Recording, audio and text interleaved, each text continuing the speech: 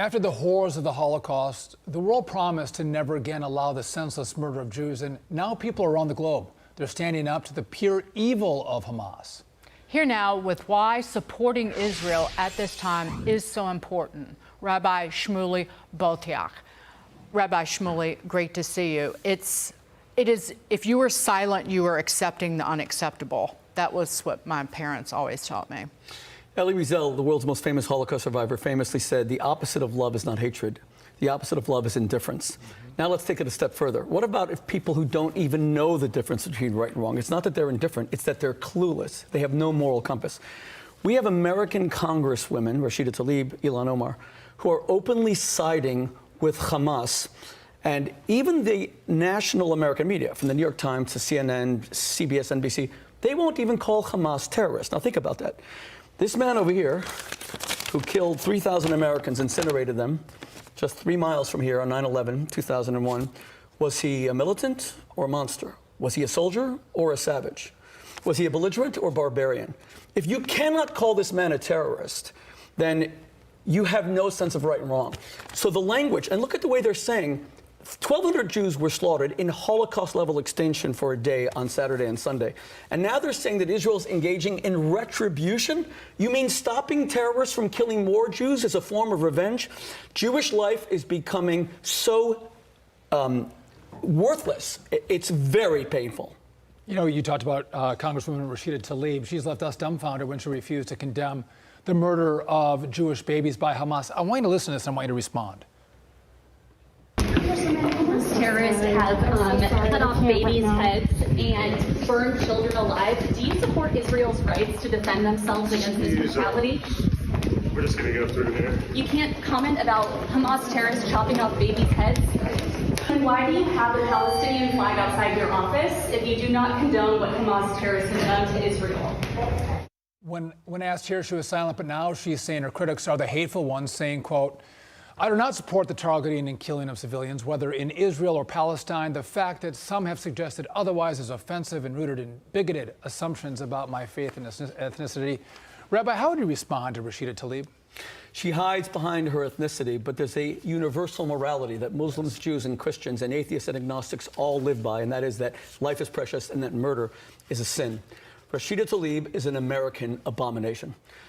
She won an election seat. I truly hope that her constituents will rise up and evict her because she is a disgrace to Islam, which is a great world religion, but she's a disgrace to American values. If she really believes in Hamas, let her go to Gaza right now and try to express an opinion against Hamas. She, God forbid, would lose her life, which nobody wants. We want to keep her safe. Let her say one good word about an LGBTQ Palestinian who have to flee to Israel rather than have their genitals cut off, being decapitated.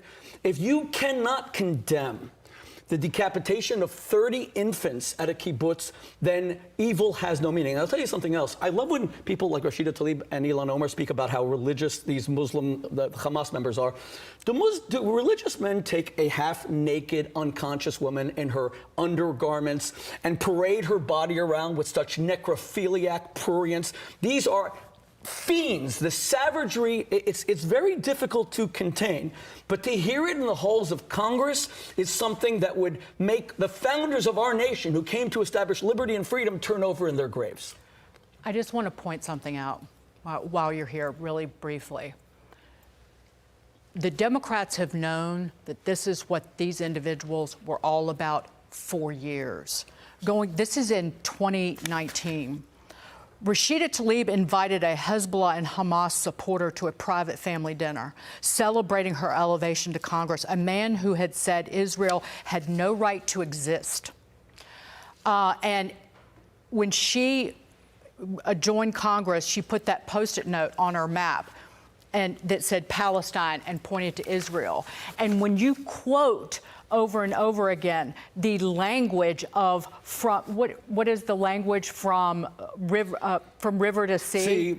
Palestine will be free, of course. Right, but murdering all its Jews. But that means the eradication of Genocide, Jews. the second That means Holocaust. That is genocide. correct. So we know what you've been talking about for years. We know what you're about. Oh, so don't act like that we're the bigots and that we don't understand what you represent and the hatred that you walk around with in your heart and soul every single day. Rashida Tlaib wakes up in the morning and the hatred of the Jewish people courses through her veins. It animates her actions. It causes the language that she uses, and she cannot even suppress it. And I'll tell you, she doesn't even care about Palestinian lives. That's what bothers me the most. I care infinitely more about my Palestinian brothers and sisters than she does, because Hamas is a curse to the Palestinians. Hamas is a kleptocracy that has stolen. They got more money per capita in Gaza than the entire Marshall Plan, everyone in Europe. Look what Europe did after the destruction of the Second World War, and look at Gaza today.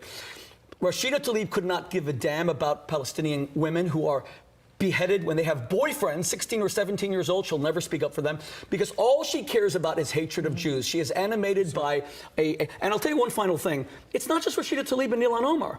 You're talking about Tufts University, Harvard University, right 3 miles up from here, Columbia University. Students are supporting Hamas and their mutilation of women. I mean, our universities have lost their minds. We're living in a crazed time that boggles the imagination. You are so right, and also you have Democrats who have supported and defended these squad members who have behaved so poorly. And President Biden, who just gave Iran $6 billion. And if you think that didn't lead to more hostages being taken. Oh, it's more than that. It's $1 billion per hostage. That's a lot of money. That's a lot of money. Oil money, tens of billions. Rabbi, great to Exactly. see you. God bless you. Thank you. God bless you.